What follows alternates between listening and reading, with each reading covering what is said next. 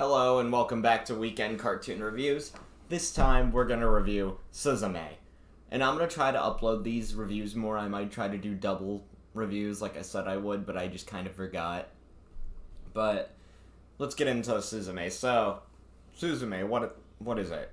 It is the new movie by Makoto, who's basically now a legend with anime movies. Like, he's made Your Name and Weathering With You, both of which are bangers and personal favorite movies of mine. I mean, no, they're not like personal favorites, but they are like really, really good movies. I love them.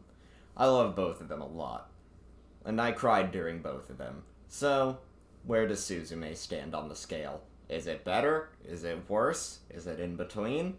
Well, your answer to that question is I loved it more than both of them.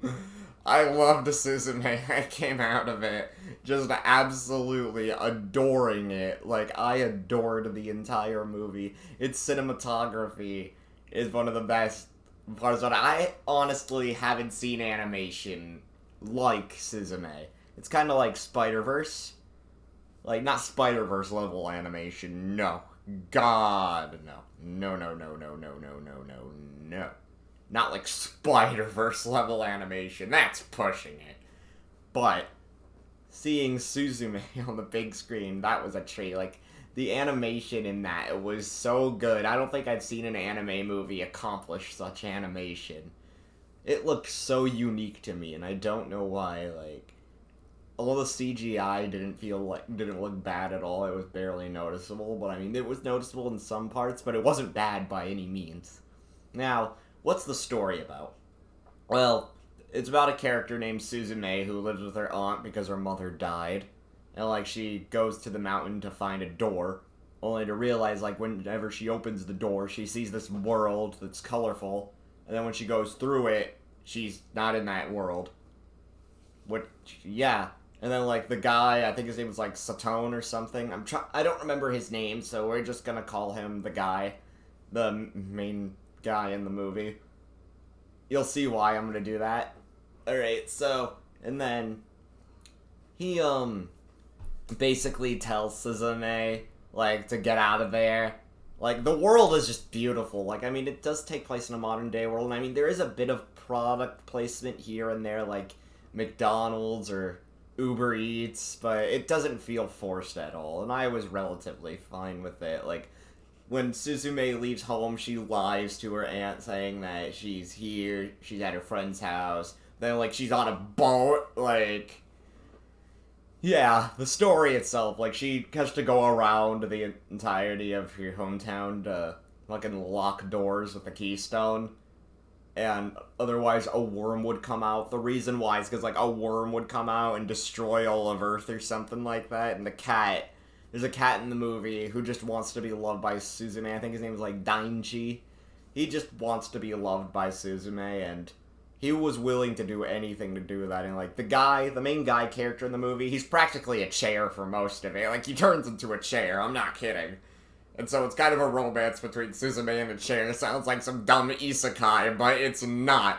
It's not that at all, I promise you. And so there's a part in the movie where he ends up turning himself into the keystone that would stop the worm from destroying Earth, and, like, the cat is basically just an asshole throughout most of it. Like, he's running around everywhere, basically just letting the plot happen as it's supposed to happen.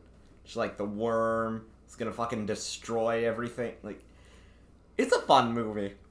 It's a really good story too, and like I said, I cried a lot during this movie. I cried so much. The visuals are so beautiful. Like, the movie is so delicious. It's so peak. Like, it's right below Love is War for me. Like, it doesn't exactly top the Love is War movie, but it's close. It was dangerously close to doing that. Like, my favorite visuals, I think, are the ones at the theme park, which, you know me, I love theme parks, but it's not that. But no, like, the visuals were genuinely great.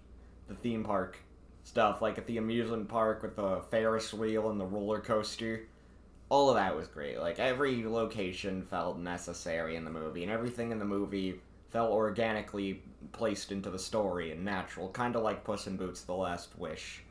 Like I said, Suzume, you just gotta check it out on the big screen. It's so worth your money, man. I personally, if you're wondering which format I watched it in, I watched it in dub rather than the sub because I prefer dub. If you know me, I prefer watching dub more than sub usually. I mean, there's some exceptions to that, like Kill Me Baby. By the way, soon I might do an entire anime review of 30 anime that I've watched. But yeah, I loved Suzume. Like, it was just mwah. Beautiful movie. Beautiful. Just everything about it was just so beautiful. And yeah, so the guy this whole time, and like the chair lost a leg, and we see that it's Suzume's child chair. I'm kind of going out of order of events, I'm sorry. Like, there's just a lot I kind of want to talk about, but I'm also trying to not talk about so much so you could go see the movie on your own. But I kind of gave the basic plot where, like, she's going around just closing doors that would, like, release the earth. And, like, she's forced to sacrifice the chair dude to make him become a keystone. And then, like, the aunt is all worried and shit and thinking that Suzume just, like, abandoned her or something like that. And then, so she's along the journey now, and then she doesn't like it how she goes through, like, the last door they have to close the gate so the worm doesn't come out again.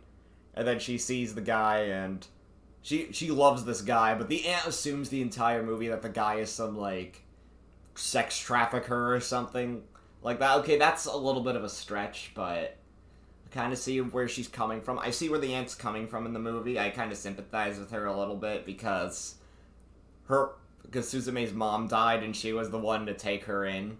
So it makes sense why she is the way she is in the movie. Typically, I don't like characters like that, but I see where she's coming from this time.